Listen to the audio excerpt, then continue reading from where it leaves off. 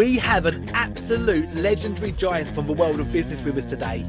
Joe Foster was born in 1935 in Bolton, England, and has gone on to co-found one of the most recognisable sports brands in the world. And as the surviving founder of Reebok, Joe still welcomes the opportunity to travel and recount those early stories from startup to becoming world #1, as well as talking about his brand new book, Shoemaker. Hello and welcome to Talk Business with Joe. Hello, David. Fantastic.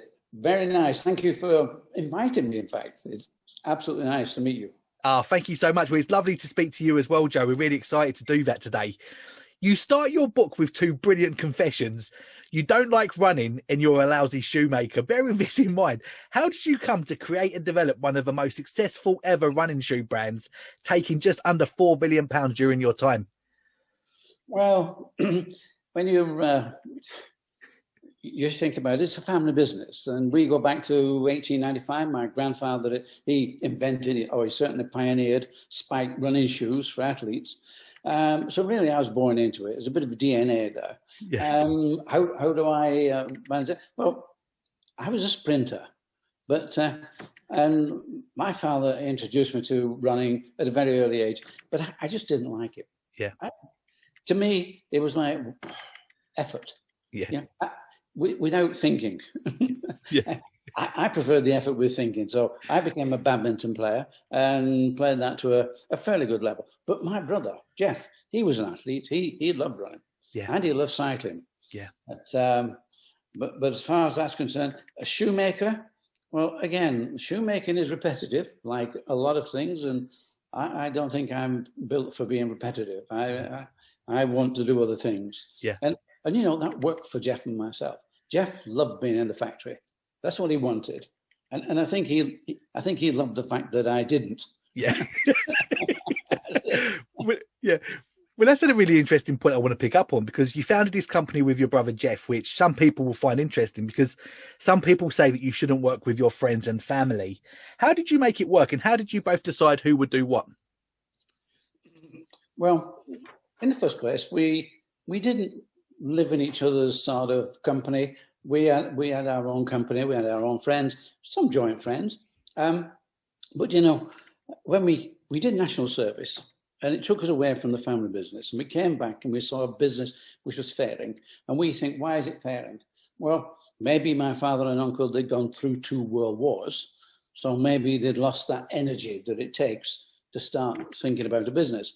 But worse than that is they were feuding. They were fighting with each other. Yeah. In fact, literally the fighting. Jeff and myself had to pull them apart on more than one occasion. And so you think, a business, this can't happen. Now, I think that experience, we thought, well, when we're starting out, we do our own business. And I think Jeff left most things to me. Yeah. And I think he was happy to do that. I mean, I got the blame for leaving the family business. And Jeff managed to stay fireproof and sort of, oh, not me, not but we just got on together, and we never had a bad word. And and I probably did some stupid things. Yeah. But you know, Jeff just got on in the factory and just and you know, not all the things you do really come out and smell of roses. But, yeah. And going back before that, did you find yourself being one of those sort of entrepreneurial kids? Was you in the school playground selling things before, Joe? Well, oddly enough, I did used to do pretty good at swapping things. Yes. Yeah. I did manage to get a better deal out of swapping some toys or whatever. Yes, and I did enjoy doing that. Yes, it was like, oh, well, why not? So yeah. So, yeah, I was probably more inquisitive than Jeff, and a bit more willing to have a chat about things and change things. Yeah. But so probably I did have a little bit more of that, not being happy with the status quo. Yeah, sure. You landed in an era when retailers already had some established brands in the marketplace. What unique selling point did you go with to help you gain market share early on? Well, I think we started with very little money, probably no money if you think about it. We only had what we were saving. I had been married for a while. I had a mortgage on a property, and I had to sell the property. So, but there was not much capital out of that. You know, we pay a mortgage and you go and live with your in-laws, and eventually we lived in the factory. So we didn't have much money. I think our focus was mainly on, look, we can do better than they were doing at Foster's. They were not doing anything, we can do something. So I think our aim really was there's no future at the family business, let's see what we can do and build a future. So I think our initial project really was, let's get this off the ground. Let's earn a living and see where we go. And who wore those competitors early on? Like when you first launched, what were the names that we'd recognise today? Well, you know, we were being very gentlemanly, and we didn't go into the sports shoe business. We went into cycle shoes. Yeah. Because we knew that Foster's were doing sports shoes, we would do cycle shoes, which is a different business altogether. You know, your cycle shoes are sold in cycle shops. And it's like being in the outdoor business. So really, we didn't have much competition. Yeah. There was not much around. However, our cycle business, which you've read the book, our cycle shoe business died very quickly when a brilliant agent that we picked up in London, all of a sudden he was killed in a road accident. And that took away our cycle business. Meanwhile, we had got very close to the athletic clubs, you know, Bolton United areas, Bury, and so all the local athletes started coming to us, and we were working with them. Jeff was running; he was part of the. He joined the club, so he was in there, and so we became known as the athlete shoe. We were actually making shoes, and the athletes trusted us. And our shoes may not have been the prettiest at the time, but they actually did the job. Yeah, amazing. Really. Yeah. How did you get the business to become international? Well, we did move into the area where we had competition, as you say. I mean, we moved in with Adidas. Adidas, of course, they covered a lot of things. We have just been covering athletics. And to get into the athletics, I had to find a way, because I used to go to the retailers, you know, sports shops. There were 3 or 4 in a town in those days, maybe one major one. And I would go in and say, look, this is my product, Reebok. And the guys, probably, I would say 60, 70, maybe even 80% would say, Reebok. Okay. Why do I need Reebok? I've got Adidas, I've got Dunlop. Why do I need Reebok? That question really hit me. They don't need Reebok. I've got to make them need Reebok. So that's when we got I had the 3A's handbook, which had the name and address of every secretary of every club in the country, 250 minimum. And so we started selling direct, and we got agents in these. So that built us up. But we got to the point that, okay, we're doing quite nicely in the UK. How do we expand our business? We can't go into football because Adidas have got that sewn up. Going into football, we'd have to go in at a lower price, and that wasn't really what we wanted. Foster's had been selling to America. They'd been selling to Yale University. And I'd met the guy, Frank Ryan. So I thought, well, why don't we look at America? You know, every college, every university has a coach, and coach is a god. And you can go to these universities on a scholarship, a sports scholarship. It's going to be bigger there. So 1968 comes along, and the Board of Trade, that was the government's name for whatever, they decided they wanted the sports trade to export. And they were willing to provide us with a stand in America at the NSGA show, the National Sporting Goods of America, provide us with a stand, provide us with return airfare, and 50% of our hotel bill and food and whatever. Well, it's cheaper than staying at home. You know, why stay home when you can go to America and be paid for it? Yes. So that was the beginning. And again, it was a bit like going to the sports stores in the UK. I got there, the guys were really, oh, love your product, brilliant. Where do we get it? And I'm saying England. England? Is that New England? No, not New England, England. You know, across the water. Oh, England, near London. Yeah, that's the place. However, I had 6 attempts with different people who tried to get the product into the country. But I didn't get there until 1979. That's 11 years after my first visit. Yeah. Yeah, been enjoying the trips. I say enjoying the trip. Chicago in February is not the place to be. It's freezing. However, it was very interesting trips. But I had to find a way in. And this is where our luck came in, because just as we got there, the running boom in America started. That was the craze. It started and it grew and grew. Yeah. And by 1975, a small magazine called Runner's World had now become a full glossy magazine, everything in there, the Bible for runners. Yeah. And Bob Anderson, who was the publisher, he decided he could tell everybody which was the best shoe. Right. So he was doing his whatever testing. And I think the best shoe was probably the one who advertised most. You know, yeah. There's a little bit of that going around. However, I wouldn't say that Bob was bad, because we visited Bob Anderson and we talked with him. But at first he decided which was the number one shoe. That was a mistake, because every time, I think he said it was Nike Tailwind or something. Well, Nike were buying their shoes in from Japan. And like, to get the product, soon as somebody says you're number one, everybody in the country wants your shoe. Millions of orders, couldn't supply. Yeah. By the time you've wound up the machine, it's the next year, and Bob Anderson's giving you another shoe which is number one. Yeah. So after a couple of seasons, he changed this to a star rating. So if you had a 5-star shoe, and there could be 3 or 4 5-star shoes, they were the best shoes. That's what I needed. To get a number one, I couldn't advertise enough. But to get a 5-star, I knew what to get a 5-star. Yeah. We did. We got a 5-star, and that was Aztec.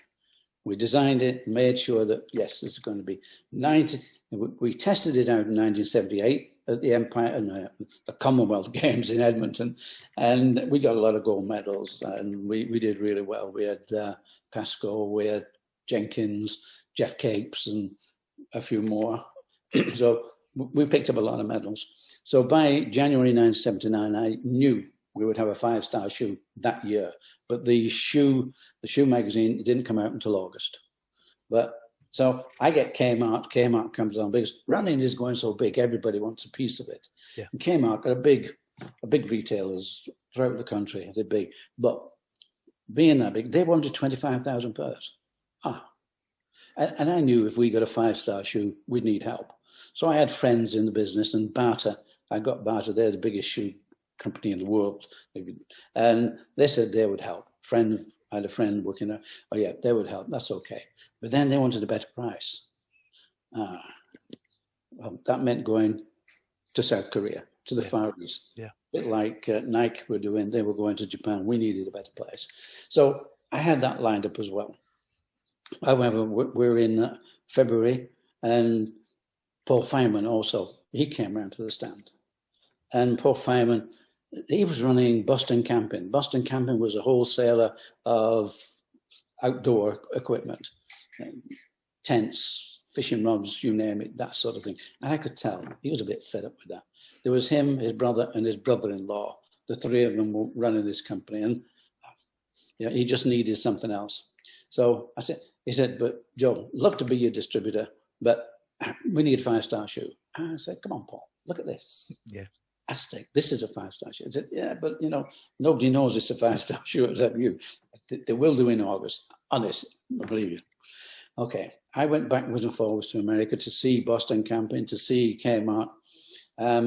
But it was the last week in July when the magazine came out, the August magazine came out. And I phoned Paul and said, Paul, just go down to the kiosk and get us Runner World. We can't get it from here. You can see it right now. He did. An hour later, he came back. He said, Joe, Aztec, 5 stars. Oh, wonderful. Fantastic. He said, but not only that, Midas and Inca. Inca was a spike track shoe, and Midas was a road racing shoe. They both got 5 stars. So we had 3 5 stars. That's what got us into America. Yeah, we needed that hook. Yeah. And all of a sudden, we were in there. Yeah. Another huge milestone for you guys is the category of aerobics. I know that was huge for you guys. Tell us about that, Joe. Well, we've been doing very nicely for a couple of years, maybe 3, and the business was expanding. But we had technical reps, and the tech rep in Los Angeles was Angel Martinez. If you've not heard that name, remember it, because he is a genius. He is one of our gatekeepers, without doubt. He's in Los Angeles, and his wife, Frankie, she's going to these classes and coming back full of it. And he said, what are you doing? And she said, well, it's aerobics. And like everybody else in those days, aerobics, what's that? Yeah. She said, well, we're exercising to music, and it's fantastic. It's the latest music. And I said, can I come down and, look what's going on? He did. Next time, he saw the instructor in training shoes, half the class in training shoes, the other half, no shoes at all. A light bulb moment there for Arthur. Why don't we make a soft glove leather shoe with a nice cushion sole just for the ladies? Off he went to see Paul Fireman in Boston, and Paul, telling Paul exactly this fantastic thing going on, and Paul saying, whoa, whoa, whoa, we're a running company, and we're doing nicely. We just, our company's building beautifully. Arnold said, but no boss. Arnold went round to the back door, had a word with Steve Liggett, our production man. Steve, get me 200 pairs of these, just a nice plain white shoe, the Reebok, and put it on a woman's last. He did. He got his shoes and he gave them to the instructors and to some of the leading girls around there. Fantastic. Not only did they love it for the aerobics, they started wearing them all the time. Yeah. They went to work in them, they went out in them. And when we ended up with Jane Fonda buying a pair, and in her videos, she is seen wearing those. And then, of course, it just went on. Amazing. This was influencer marketing before we knew what influencer marketing was, right, Joe? Well, it was influencer marketing. In fact, if you want to know about influence, my grandfather, he in 1895 made his shoes when he was 15. By the time he was 20, he had a business. By the time he was 24, he had world records in his shoes because he gave them. Yeah. In those days, it influenced other athletes. Today, it influences street. Yeah. Now we're fashion companies. Yeah. That's no doubt. Yeah, amazing. If you were starting Reebok today in 2021, what are the most important steps you would need to put in place to get the same result? Well, today business is so different. When in 1958 we never even heard of the word entrepreneur or marketing. Now a business is a package. Now a business needs financing. You've got to have good ideas. You've got to have good design, and you need your influencers. So you've got to know whether if you're just starting out and you haven't got a lot of money, you need a lot of friends. You need to be knowing the people who will wear the shoes for you and make that influence. And it's tough. But, we have computers now. Yeah. We have this, Zoom. Wow. I mean, all I had to do was to get on a plane. I had nothing else. I didn't have a computer. I didn't have a mobile phone. I was lucky if I had a calculator. Yeah. But really all I had was a fistful of American Express travelers checks and places to go. Yeah. So, that was it in my early days. Today, it's you could probably make a nice business, but then you need that bit of luck. Yeah. And you also need to employ talent if you can afford it. Yeah. But employ talent, but not egos. Yeah. Egos you don't want. Talent you do.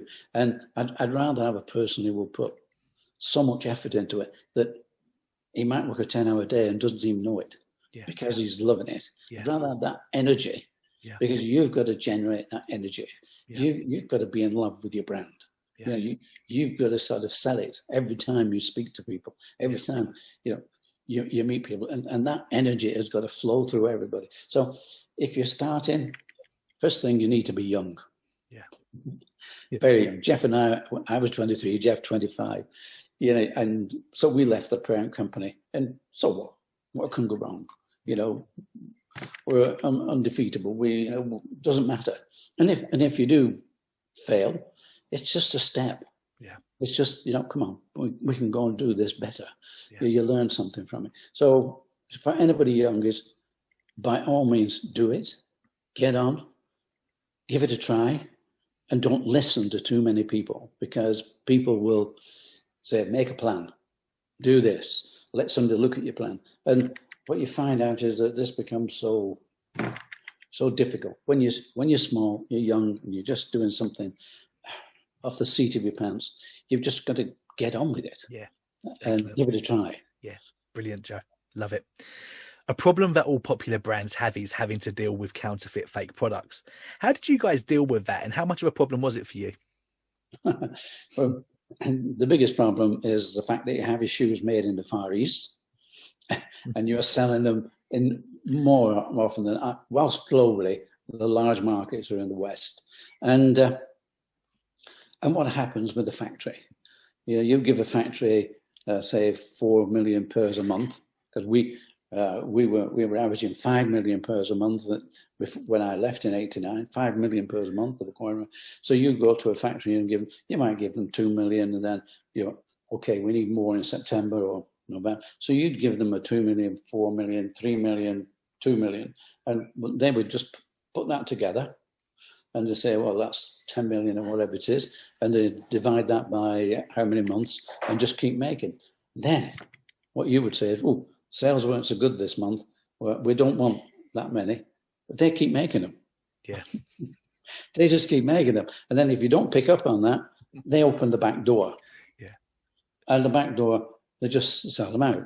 That used to be the... And to them, that was not a problem. But to them, they didn't feel that they were being unethical.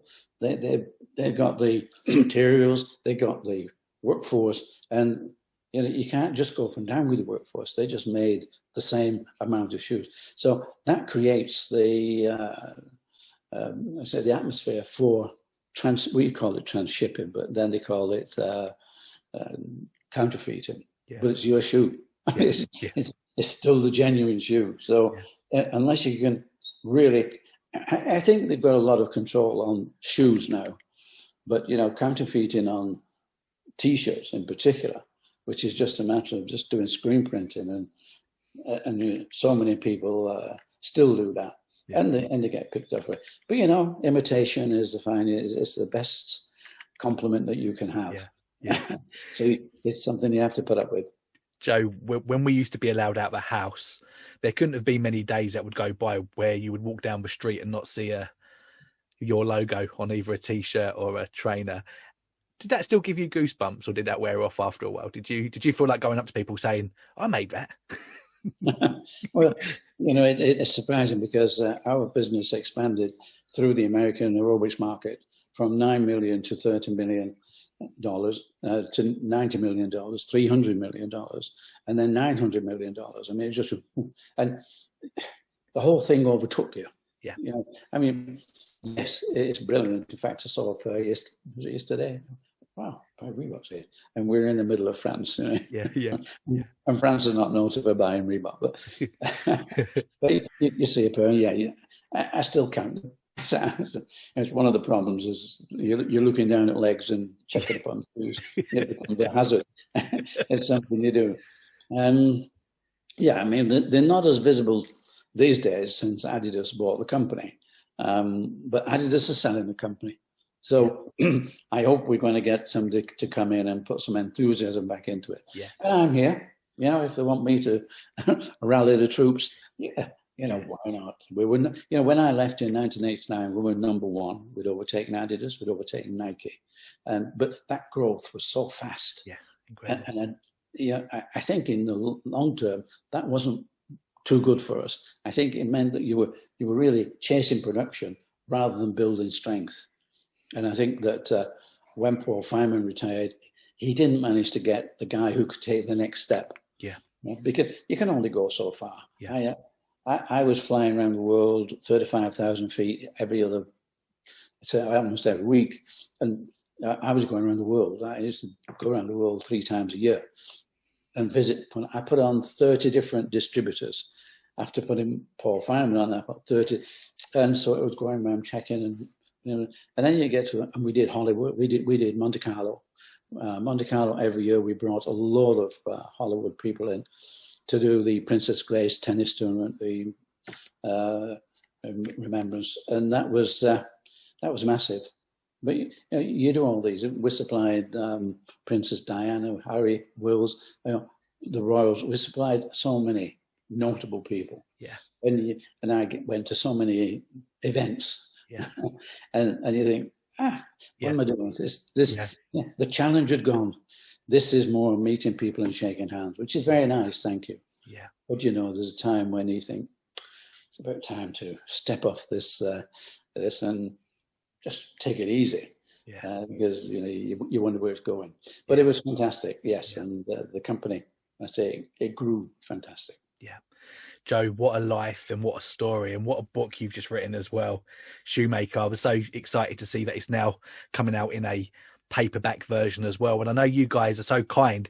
You're actually able to buy a signed copy through your website, right? That you actually were signed for people and send out in a post. Tell us about that, Joe. Where can people get that from? Well, they can come onto our website, which is jwfosterheritage.com. Yep. Yeah. Julie is the organizer around here. So so if you want a signed copy, you can get it through our website. Yeah. Otherwise, you can buy it through Amazon and any other. Yeah, brilliant. Top retailers, yes. Well, we're going to put a link to the Amazon and to your website and your social media in the description below. Joe, thanks again for your time today. Before you go, do you have any closing thoughts? And what is the best way for people to keep in touch with you? We have Reebok the Founder, but we're on Instagram. We're on Twitter. Yep. We're on everything. Yeah, I'm gonna put all the links below, Joe. Do you have any closing thoughts before you go? Well, the paperback, which will probably get bigger sales, the paperback is out on the 10th of June. Yeah. So we're giving it some push, and yes, it's a new challenge. Yeah. The challenge was to get Reebok to a #1 brand.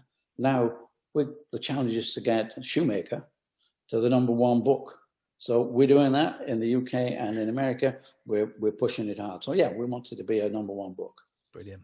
Well done, Joe. You've been working very hard on various podcasts around the world. It's been a pleasure listening to you speak about your journey. Thanks again for your time. I've really enjoyed it. It's been an absolute pleasure, David. Thank you very much for the invitation, and good luck. Thank you so much. Brilliant. Good.